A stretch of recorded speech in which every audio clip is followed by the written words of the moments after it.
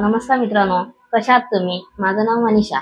माझ्या YouTube चॅनलवरती तुमचं मनापासून खूप खूप स्वागत आहे. तर आज आपण बघणार आहोत दाल फ्राय. हॉटेलसारखी दाल फ्राय घरी कशी करायची आणि साधी सोपी पद्धत. तर चला तर मग बघूया. याच्यासाठी लागणारं साहित्य आणि सर्वप्रथम 2 डाळी घ्याव्या. एक तर मूग डाळ आणि एक तर तुरीची डाळ. डाळी चांगल्या स्वच्छ पाण्याने 2दा ते 3दा धुवून घ्याव्या.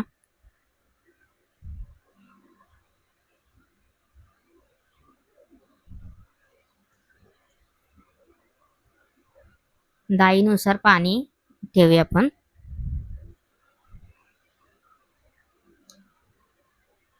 कुकर लावूया आणि आता 3 ते 4 शिट्ट्या होईपर्यंत आपण डाळ शिजून घेऊया.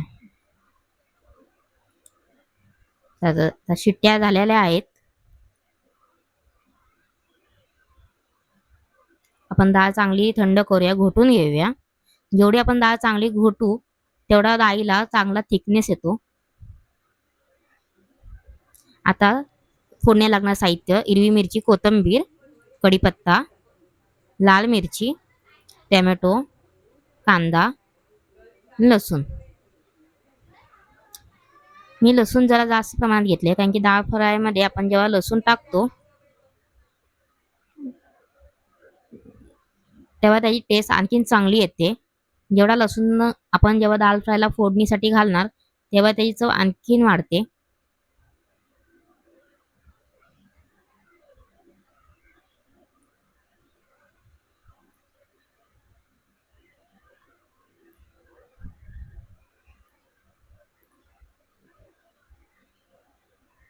तर अशा प्रकारे आपण लसूण ठेचून घेतलेला आहे.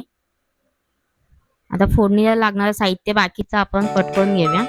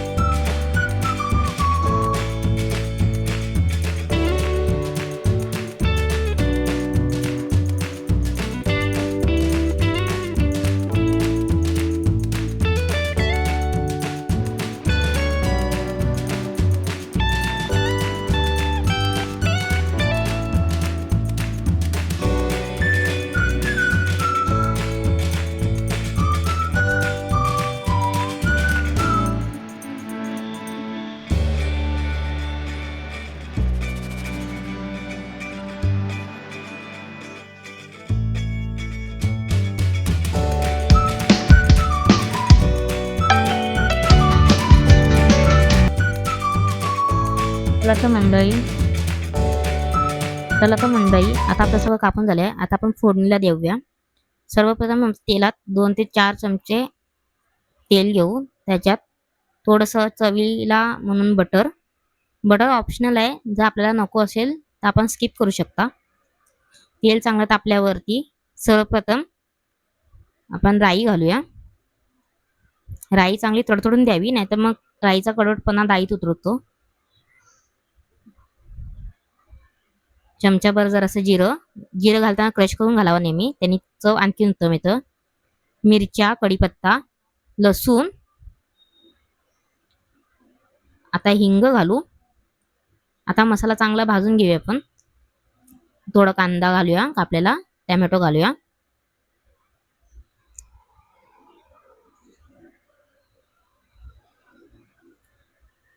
आता आपला मसाला चांगला परतून घेऊया. जोपर्यंत आपले टोमॅटो आणि कांदा नरम होत नाही व्यवस्थित तोपर्यंत आपण मसाला चांगला भाजून घेऊया. आता आपला मसाला झालाय भाजून. आता त्याच्यावर आपण मसाले घालूया. हळद घालू.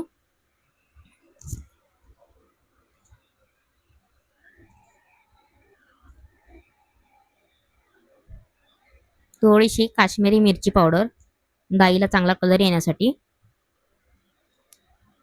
मसाल्यातच आपण थोडीशी कोथिंबीर घालणार आहोत, जेणेकरून डाळीची चव आणखीन चांगली येईल. आता मसाला चांगला परतून घेऊया.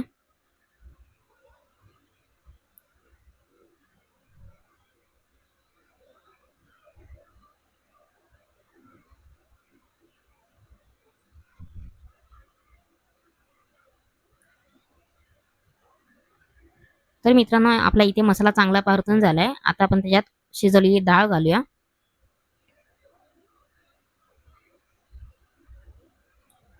आता सर्व मिश्रण एकजीव करून घेऊ.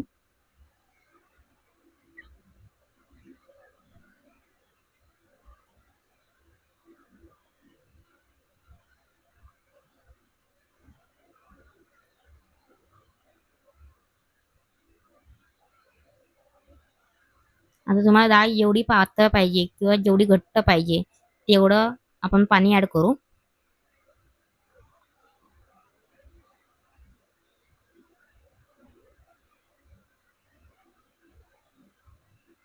आता चवीनुसार मीठ.